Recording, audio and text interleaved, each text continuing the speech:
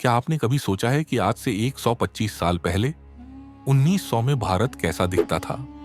जब ना बिजली थी, ना मोटर गाड़ी, ना टेलीफोन, तब लोग कैसे जीते थे?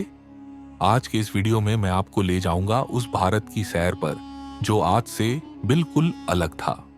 तो चलिए शुरू करते हैं। 1900 का भारत, जहां सिर्फ 6% लोग पढ़ना लिखना जानते थे, जहां एक आम आदमी की उम्र सिर्फ 25 साल होती थी, जहां 5 रुपए में पूरा महीना चल जाता था।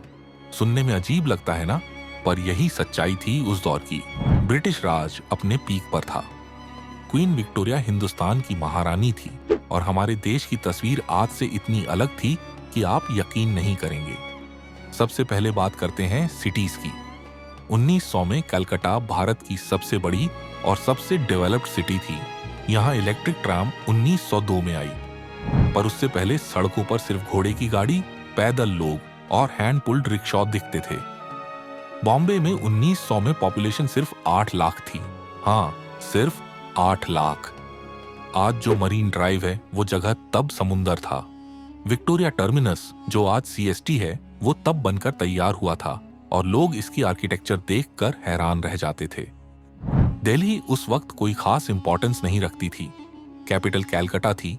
ओल्ड दिल्ली के बाजार जरूर मशहूर थे, पर अंग्रेजों का फोकस कलकत्ता और शिमला पर ज्यादा था।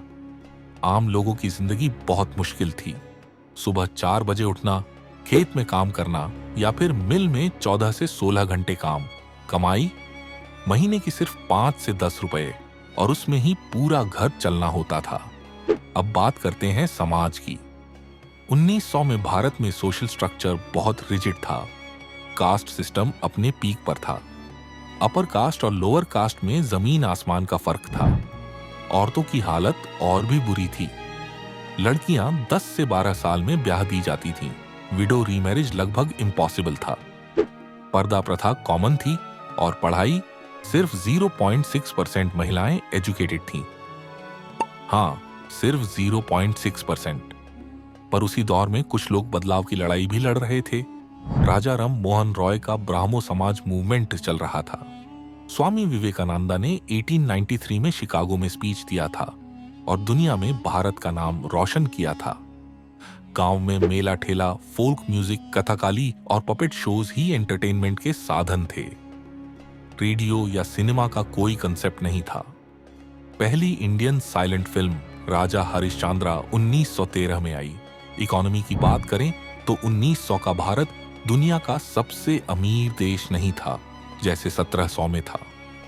ब्रिटिश रूल ने इकोनॉमी को तोड़ दिया था। टेक्सटाइल इंडस्ट्री का बुरा हाल था। ब्रिटिश मशीन मेड कपड़े इंडिया में बेचते थे और इंडियन वीवर्स का काम खत्म हो रहा था। हाथ से बनी हुई चीजें कोई नहीं खरीदता था क्योंकि ब्रिटिश गुड्स सस्ते थे। खेत में काम करने वाले लोग टैक्स के बोझ तले दबे हुए थे। जमींदारी सिस्टम के अंडर किसानों को अपनी फसल का 50 से 60% टैक्स में देना पड़ता था। अगर फसल खराब हो गई तो भी टैक्स माफ नहीं होता था। रेलवे 1853 से शुरू हो गई थी, पर 1900 तक भी सिर्फ प्रमुख शहरों को ही कनेक्ट किया गया था। ट्रेन का फर्स्ट क्लास सिर्फ अंग्रेजों और अमीर इंडियंस के लिए था। थर्ड क्लास में इतनी भीड़ होती थी कि लोग छत पर बैठते थे। ट्रेड ज्यादातर ब्रिटिश कंपनीज कंट्रोल करती थीं। ईस्ट इंडिया कंपनी का असर अब भी था। इंडियन बिजनेसमैन बहुत कम थे। टाटा ग्रुप उस दौर में बन रहा था। 1900 आते आते फ्रीडम मूवमेंट की चिंगारी भड़कने लगी थी।